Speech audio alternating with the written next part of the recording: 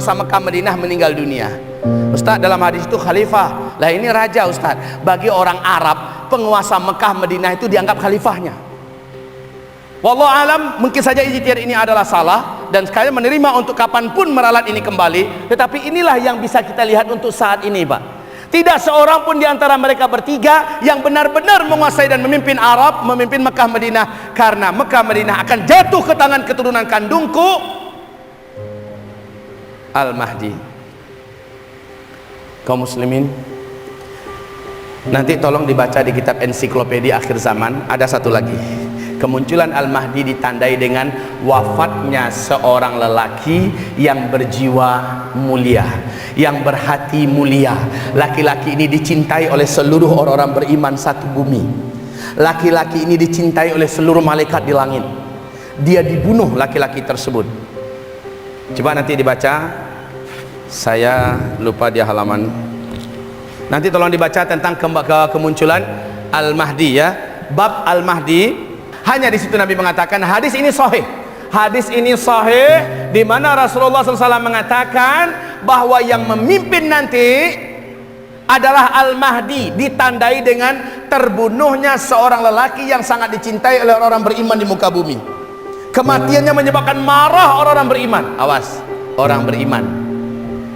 Kalau orang munafik, orang Islam abangan, nggak peduli, mau mati-matilah. Tapi kalau orang beriman sakit, Pak, sangat-sangat terpukul dengan wafatnya orang yang dicintai itu. Siapakah kira-kira orang ini? Siapakah kira-kira orang ini? Jangan berspekulasi, karena saya baru menceritakan Raja Salman. Jangan berspekulasi. Orang ini dicintai di bumi oleh orang-orang beriman dan dicintai oleh seluruh malaikat di langit. Terbunuhnya dia, berarti dia dibunuh ya. Terbunuhnya dia, marahlah orang-orang beriman satu bumi, marahlah orang-orang beriman satu langit. Setelah kematiannya itu, maka muncullah Al-Mahdi. Al-Mahdi yang menjadikan suasana kembali kondusif. Siapakah orang tersebut? Yang orang-orang beriman satu bumi sayang kepadanya, cinta kepadanya. Silakan. Saya sambil minum nih, ada yang mau menjawab? Ada beberapa sosok manusia sekarang ini yang paling dibenci oleh Barat dan Timur, Pak. Paling dibenci oleh orang munafik, tidak disukai oleh kaum kafir. Siapa mereka? Salah satunya sosok yang baru saja kita ceritakan ini. Sudah ada upaya-upaya untuk membunuhnya. Caranya meracunnya, mungkin dibunuh dengan cara dari dekat, segala macamnya. Sampai sekarang Allah masih menjaganya. Yang kedua, Zakir Naik. Sosok Zakir Naik ini untuk orang beriman di muka bumi mencintainya. Bapak kenal nggak Zakir Naik? Cinta nggak dengan dia? Luar biasa, Pak. Barat sampai-sampai memberikan warning, peringatan keras, jangan sampai Zakir Naik masuk karena berbahaya, Pak. Keberadaannya di mana berada bisa ribuan orang masuk Islam. Subhanallah. Dengan lisannya, dengan lidahnya, dengan ilmunya sangat banyak terbukti betapa lecehnya, betapa lemahnya agama-agama buatan yang lain. Sementara betapa kuatnya, betapa kokohnya Islam ini yang memang sumbernya dari langit. Masya Allah, Zakir Naik. Dan Zakir Naik ini target diracun, target dibunuh. India mencari akal bagaimana menghabisin orang ini. Barat juga mencari siasat bagaimana menghabisi orang ini. Yang ketiga, yang punya pengaruh yang sangat ditakutkan sekarang ini oleh Barat, oleh Yahudi, bahkan juga oleh kekuatan Timur adalah Recep Tayyip Erdogan.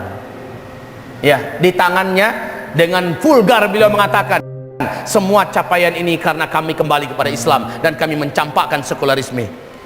Beliau yang berani mengatakan di mana Islam dulu terkubur dan runtuh, maka disitulah Islam akan kembali bangkit. Beliau mentargetkan 2025 khilafah Islamiyah sudah ada di puncak kejayaannya kembali, dan dia menginginkan Turki akan menjadi negeri yang akan memperjuangkan tegaknya khilafah kembali. Ngeri, Pak. Beliau yang berani menghina Perdana Menteri Israel di depan dunia, ya, sedang di shooting di depan dunia. Ente pembunuh anak-anak Palestina, ente sekarang ente bicara hak asasi manusia, ya, dipermalukannya di depan umum, lalu dia tinggalkan, Pak, dan dia disambut sebagai pahlawan oleh rakyatnya. Ketika ada upaya kudeta militer, rakyatnya dengan satu kali komando, hanya lewat Twitter, hanya lewat media sosial, bangkit seluruhnya menandakan rakyat begitu cinta kepadanya. hanya 10 tahun Pak. IMF dulu yang melilit Turki ini dengan utang. Setelah 10 tahun IMF yang berutang pada Turki. Masya Allah. Di bawah kepemimpinan Erdogan, masjid-masjid penuh padat di mana-mana. Para hafiz bermunculan. Di zaman Erdogan, Masya Allah, teknologi Pak, satu di antara 3 teknologi yang ada di Amerika, Turki salah satunya yang terbaik. Pesawat maskapai penerbangan Turki 3 tahun berturut-turut menjadi pesawat terbaik. Kekayaan Turki hari ini mengalahkan seluruh kekayaan yang ada di Eropa. Masya Allah. Untuk di NATO, kekuatan militer terkuat adalah kekuatan militer Turki, dan itu di bawah kepemimpinan Erdogan. Dan selalu Erdogan mengatakan, ini karena Islam, ini berkat Islam. Subhanallah, persis seperti kataan Umar bin Khattab, nahnu qaumun a'azzanallahu bil Islam fama tabtaghaina izzata bighairi Islam adzallana Allah. Kita ini adalah satu bangsa yang dengan Islam Allah mengagungkan kita, Allah menguatkan kita, Allah membesarkan kita. Maka siapa yang mencari keagungan dan kebesaran tidak dengan Islam, Allah akan hinakan kita. Sekarang ini dipahami dengan baik oleh Erdogan. Maka Erdogan berkata, karena kami kembali kepada Islam, semua capaian ini kami dapatkan. Kami campakkan sampah-sampah pemikiran manusia di dunia. Subhanallah. Erdogan target untuk dihabisi Pak. Kalau Pak tahu upaya kudeta militer itu Pak, upaya pertamanya ngabisin Erdogan dulu. Allah masih melindungi beliau. Jadi ada 3 sosok nih. Apakah kita akan tujukan hadis tadi untuk salah satu yang 3 sosok ini? Saya katakan jangan berspekulasi dan jangan melakukan tahmin. Ya, belum tentu mereka. Bisa jadi mereka, belum tentu mereka. Cuman sosok mereka saat ini betul-betul mendatangkan rasa izzah, bangga, bahagia kepada Islam dan orang-orang beriman. Betul?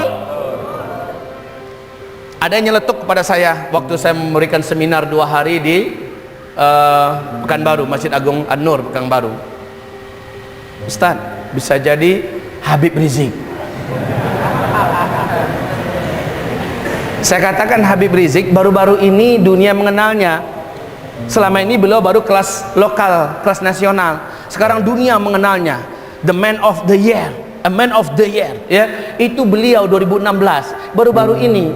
Apa nggak mungkin beliau Ustaz? Beliau kan keturunan Rasulullah SAW dan bla bla bla bla bla bla bla bla bla bla. Memang secara silsilahnya ada nasab yang sampai kepada Husain bin Ali kepada Habib Rizik. Kaum muslimin yang kami muliakan, saya katakan saya tidak berani berspekulasi siapa saja. Ya, apalagi Habib Rizik kemarin ini sudah berani lantang bicara tentang Syiah, apalagi Syiah dari Iran yang masuk ke Indonesia, yang menghina mencaci para sahabat. Dia mengatakan betapa hinanya perbuatan mereka, betapa kurang mereka berani menghina para sahabat Nabi dan istri-istri Nabi, ya. Nah, kaum muslimin, bisa jadi beliau salah satu yang akan dibunuh. Wallahu a'lam. Syiah juga apalagi, Syiah itu haus darah Sunni, apalagi ulamanya. Bagi Syiah prinsipnya ta'dzibus sunni yujibu dukhulil jannah. Bisa menyiksa satu orang Sunni, pelakunya wajib masuk surga. Terus ta'dzibus sunni ma'adzabihim yujibu dukhulil jannah biduni hisab. Siapa yang bisa menyiksa satu orang Sunni, hanya setelah itu pelakunya wajib masuk surga tanpa hisab. Makanya bagi Syiah, darah Sunni ini adalah pintu surga mereka Pak. Mereka tuh haus darah Bapak, sama dengan PKI. Oleh karena itu kita tidak izinkan Syiah dan PKI menguasai Indonesia. Bagaimanapun Indonesia, NKRI kita seperti yang sebelumnya selesai final, itu adalah harga mati. Dan kita akan perjuangkan demi keagungan agama kita dan demi tanah air kita. Ini sesuatu yang tidak boleh ditawar-tawar. Apa tadi? Terbunuhnya nafsun zakiyah, ya, terbunuhnya nafsun zakiyah, atau orang yang punya jiwa yang mulia. Terbunuhnya seorang lelaki yang mempunyai jiwa yang mulia, yang kematiannya menyebabkan kemarahan orang-orang beriman satu bumi dan kemarahan malaikat-malaikat di langit. Siapa orang ini? Allahu a'lam. Kalau orang-orang yang saya sebut tadi, mungkinkah mereka? Itu yang baru bisa kita baca, tetapi kita tidak berani menduga-duga satu pun di antara mereka. Itu yang bisa kebaca sekarang, bisa jadi ada sosok yang lain. Wallahu a'lam.